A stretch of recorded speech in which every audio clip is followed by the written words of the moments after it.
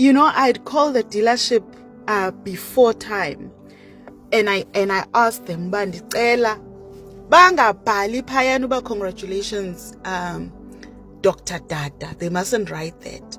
They must include my husband in that banner that they are writing, because I was so cognizant of the fact that I don't want him to feel bad. Ngongati, the car is in my name because this car is being bought for him. Instead, I thought of how much I protected that man's ego. Guys, and I want to say this, and it might sound controversial. I know it might sound controversial, and it might sound like I am being a mean girl, but I want to tell you, and this is what I'm going to teach my girl child. This is what I'm going to teach my niece, who's now my daughter, and this is what I'm going to teach my daughter, my last born, uRenqi. This is what I'm going to tell them, uLili no Renqi.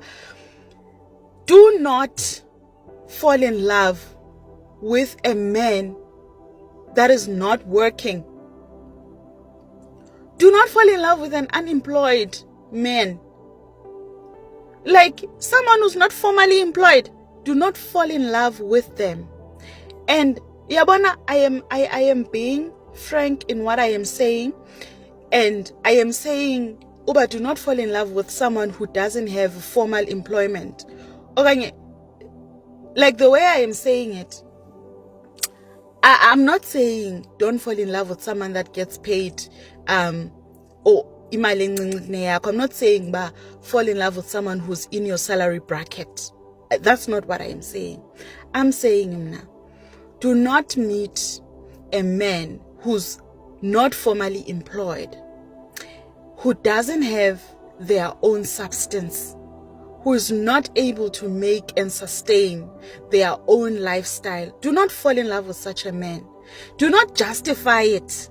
Don't justify it by, oh, ndiyamthanda, oh, he's a good man, or he's a man of God, kwathini kwathini. He is a man. He can't provide for himself. The lifestyle that he wants to live, he can't provide for it. He can't provide for you. Don't fall in love with that kind of a man.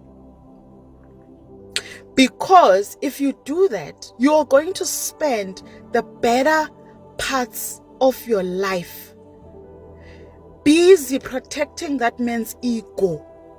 You're going to do a lot of things. You're going to over-justify into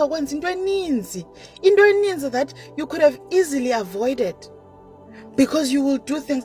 Tell me why I would buy a car and then iphinde bendim who's calling ahead. Ndixelele dealership no, don't write congratulations, Dr. Dada. You have to include my. It's because I knew Uba he's gonna be sad.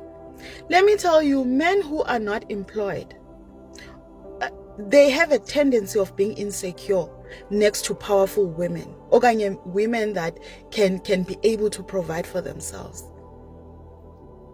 Guys, do not date people who do not commit to a man that has got insecurity issues. Uzoba nengxaki, uza ku-abuser, uza kubetha. And the reason, the cause of the abuse will be tied to lendo yoba he's not able to do what you can do for yourself. He can't do for himself. Men in their nature, they want to be providers. They want to be protectors. They want to be the ones that are at the forefront, that are affording you the lifestyle that you are living. The moment sana engakwazi ukukwenzela ezi zinto that a man is naturally supposed to be able to do, uza kubetha uthi shu. Uza kubetha uthi shu. I am telling you, Gemnaki, ungakulingi utshata indoda engasebenziyo. Now when I met my husband, I justified it. I was like, okay, fine, he's not formally employed, but this guy, he's able to take care of himself. He works hard. He's an entrepreneur. He understands business and he works extremely hard. When I met him, he was clean. He was driving his own car. I was a student when we met. So he would like buy me food. He would come to Erezi, you know.